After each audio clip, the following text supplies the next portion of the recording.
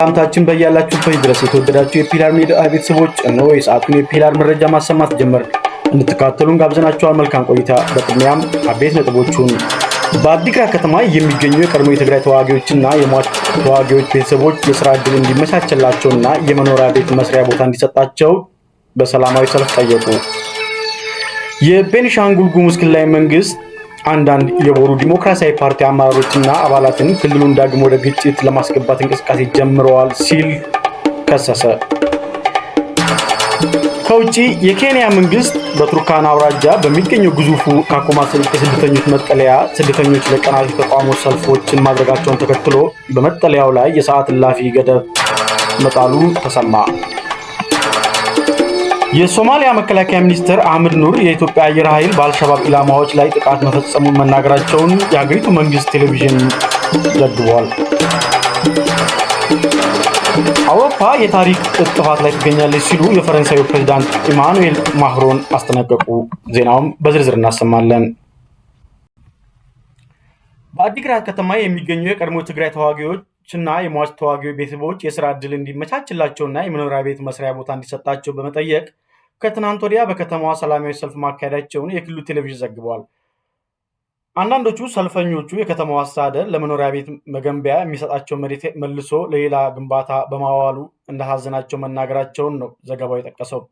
የክልሉ ጊዜያዊ አስተዳደር ለቀድሞ ተዋጊዎችና ቤተሰቦቻቸው ቅድሚያ የስራ ዕድልና የመኖሪያ ቤት መገንቢያ ቦታ ለመስጠት የሚያስችለውን አዋጅ ከወራት በፊት ማውጣቱ አይዘነጋም።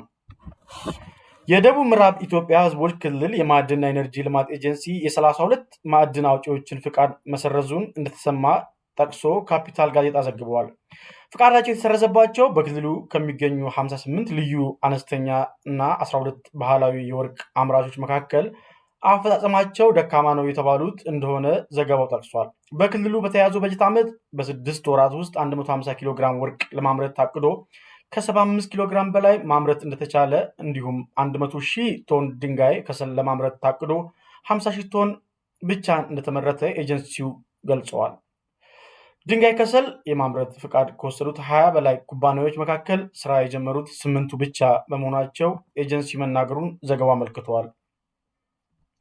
የቤኒሻንጉል ጉሙዝ ክልላዊ መንግስት አንዳንድ የቦሩ ዲሞክራሲ ፓርቲ አመራሮችና አባላት ክልሉን ዳግም ወደ ግጭት ለማስገባት እንቅስቃሴ ጀምረዋል በማለት ከሰዋል።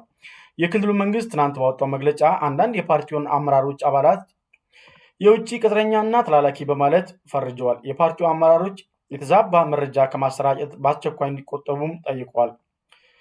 የክልሉ መንግስት ህግና ስርዓትን ለማስከበር ተገቢውን እርምጃ እንደሚወስድም አስጠንቅቀዋል። ፓርቲው በበኩሉ ክሱ የክልሉ ምክር ቤት በቅርቡ ያጸደቀው ህገ መንግስታዊ ማሻሻያ ተፈጻሚ እንዳይሆን በምክር ቤቱ የሚገኙ አባላቱ ለፌዴሬሽን ምክር ቤት ህገ መንግስት አጣሪ ጉባኤ ካቀረቡት አቤቱታ የተያያዘ ነው ብሎ እንደሚያምን መግለጹን የዘገበው ቢቢሲ አማርኛ ነው። የክልሉ ምክር ቤት መቀመጫው ብዛት ከ99 ወደ 165 ከፍ ያደረገ ህገ መንግስታዊ ማሻሻያ በቅርቡ የተደረገ ሲሆን የቦሩ ዲሞክራሲያዊ ፓርቲ አባላት ግን የክልሉ ምክር ቤት ያለ ስልጣኑ የምርጫ ክልሎችን አዋቀር ቀይሯል በማለት የህገ መንግስት ትርጉም ጥያቄውን ለህገ መንግስት አጣሪ ጉባኤ ማቅረቡ ይታወሳል።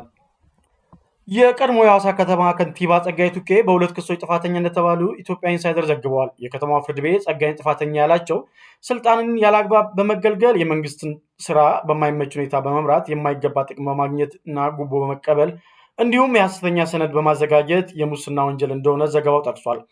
ከጸጋዬ ጋር ጥፋተኛ ከተባሉት ተከሳሾች መካከል የቀድሞ የከተማዋ ኮንስትራክሽን እና ቤቶች ልማት መምሪያ ምክትል ኃላፊ ታሪኩ ታመነን፣ በዚሁ ቢሮ በመሐንዲስነት ይሰሩ የነበሩት ታፈሰ ቱናሻ እና ሰይፉ ደሌሳ እንደሚገኙበትም ዘገባው ጠቅሷል። ከውጭ ለትንታኔ ከያዝናቸው ዜናዎች መካከል የሶማሊያ መከላከያ ሚኒስትር አህመድ ኑር የኢትዮጵያ አየር ኃይል በአልሸባብ ኢላማዎች ላይ ጥቃት መፈጸሙን መናገራቸውን የሀገሪቱ መንግስታዊ ቴሌቪዥን ዘግቧል። የኢትዮጵያ አየር ኃይል ጥቃቱን የፈጸመው በመካከለኛው ሸበሌ አውራጃ እንደሆነ ዘገባው ጠቅሷል። ሆኖም በጥቃቱ በአልሸባብ ላይ ስለደረሰው ጉዳት ሚኒስቴሩ አልገለጡም ተብሏል። የኢትዮጵያ አየር ኃይል ጥቃቱን መፈጸሙን የተናገረው የኢትዮጵያና የሶማሊያ ወታደራዊ አዛዦች ሶማሊያ ውስጥ በሽብርተኝነት በጋራ ለመዋጋትና የኢትዮጵያ ወታደሮች በአፍሪካ ህብረት የድጋፍ ሰጪ ማረጋጋት ተልዕኮ ስር የሚሰማሩበትን ስምምነት ከተፈራረሙ ከ2 ሳምንታት በኋላ ነው። የኢትዮጵያ መንግስት በአልሻባብ ላይ የአየር ላይ ጥቃት ስለመፈጸሙ ይህ ዘገባ እስከተጠናከረበት ሰዓት ድረስ ያለው ነገር የለም። የኬንያ መንግስት በቱርካና አውራጃ በሚገኘው ግዙፉ ካኮማ የስደተኞች መጠለያ ስደተኞች ለቀናት የተቃውሞ ሰልፎችን ማድረጋቸውን ተከትሎ በመጠለያው ላይ የሰዓት እላፊ ገደብ ጥለዋል። የሰዓት እላፊው ከምሽቱ 12 ሰዓት እስከ ጠዋቱ 1 ሰዓት ከመጠለያው መውጣትና መግባት እንዲሁም በተከለከሉ አካባቢዎች መንቀሳቀስ የሚከለክል ነው። ከሰዓት እላፊው በፊት ለተቃውሞ በወጡ ስደተኞች በፖሊስ መካከል በተፈጠረው ግጭት ደቡብ ሱዳናዊ ዜጎችን ጨምሮ ቁጥራቸው ያልተገለጠ ስደተኞች በጥይት ተመተው ጉዳት እንደደረሰባቸው የሀገሪቱ ዜና ምንጮች ዘግበዋል።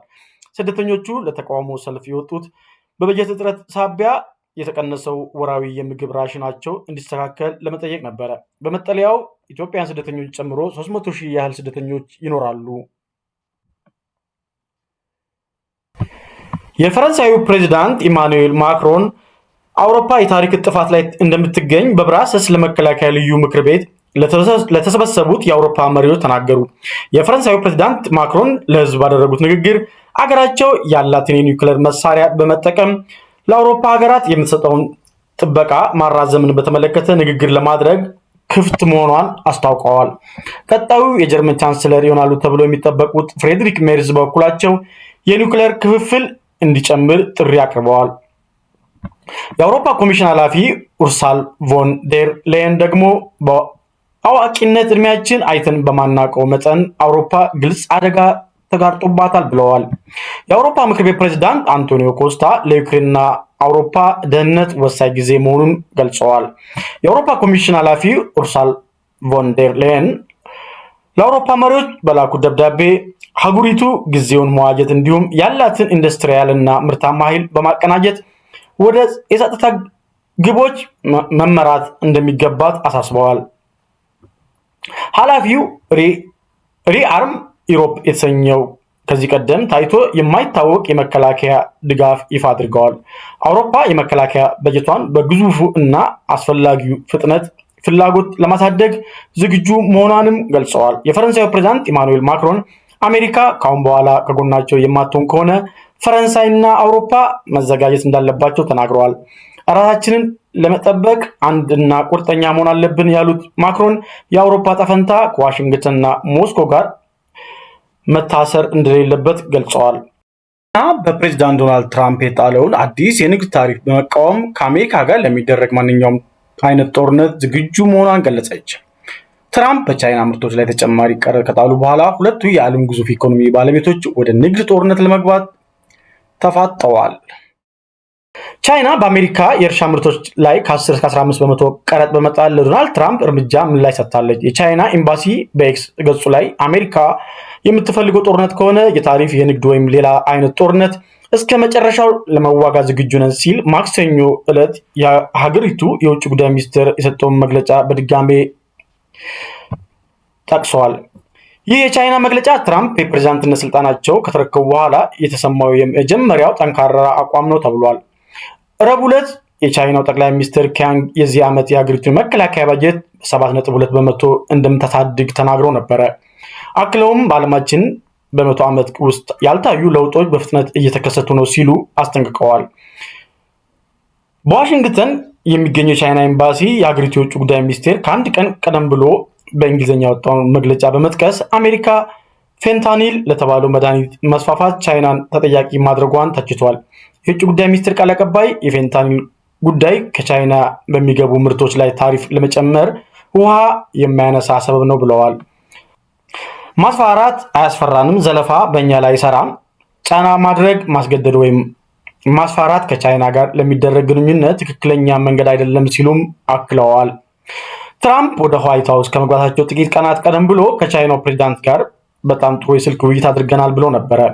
ባለፈው ወር እንዲህ ሁለቱ መሪዎች ሌላ የስልክ ውይይት ለማድረግ ቀጠሮ ቢይዙም ሳይሳካ መቅረቱን ዘገባዎች ጠቅሰዋል።